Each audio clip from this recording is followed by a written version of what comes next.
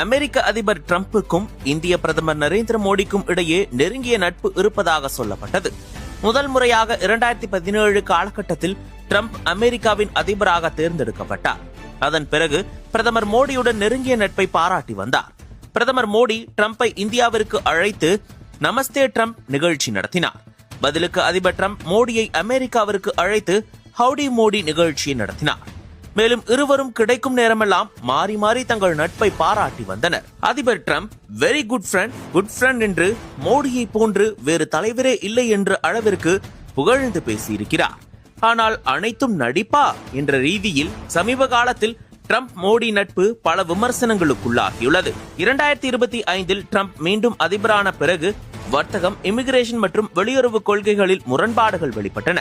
கடந்த ஆண்டு பாகிஸ்தான் பஹல்காம் தாக்குதலை நடத்தியதை தொடர்ந்து இந்தியா ஆபரேஷன் சிந்தூர் என்ற பெயரில் பதில் தாக்குதல் நடத்தியது.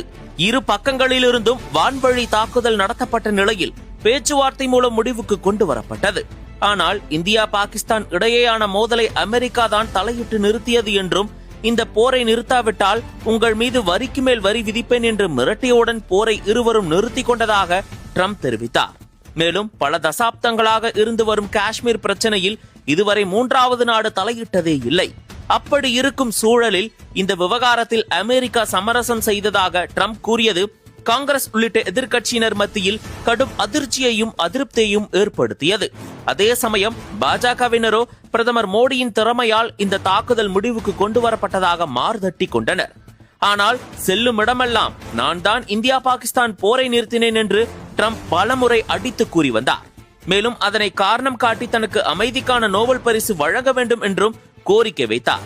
ஆனால் பிரதமர் மோடியோ டிரம்பின் கருத்துக்கு மறுப்பு கூட தெரிவிக்கவில்லை. நிலைமை இப்படியாக மோசமாகி கொண்டிருக்க டிரம்ப் இந்தியாவின் ரஷ்ய எண்ணெய் இறக்குமதியை காரணம் காட்டி 50% வரி டாரிஃபை உயர்த்தினார். இது இந்திய பொருளாதாரத்தை பாதித்தது. இந்தியாவிற்கு விதித்தது போல பல நாடுகளுக்கும் டிரம்ப் வரி விதித்திருந்தார். ஆனால் அந்த நாடுகளின் தலைவர்கள் இதற்கு எதிராக குரல் கொடுத்த போது பிரதமர் மோடி அப்போதும் அமைதியாக இருந்தார்.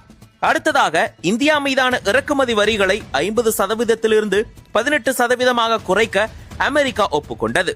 பிரதமர் மோடியுடனான பேச்சுவார்த்தைக்கு பிறகு ரஷ்ய எண்ணெய் கொள்முதலை நிறுத்திவிட்டு அமெரிக்காவிடமிருந்து எண்ணெய் வாங்க இந்தியா ஒப்புக்கொண்டதாக கூறியதை அடுத்து இந்த ஒப்பந்தம் மேற்கொள்ளப்பட்டதாக டிரம்ப் தெரிவித்தார்.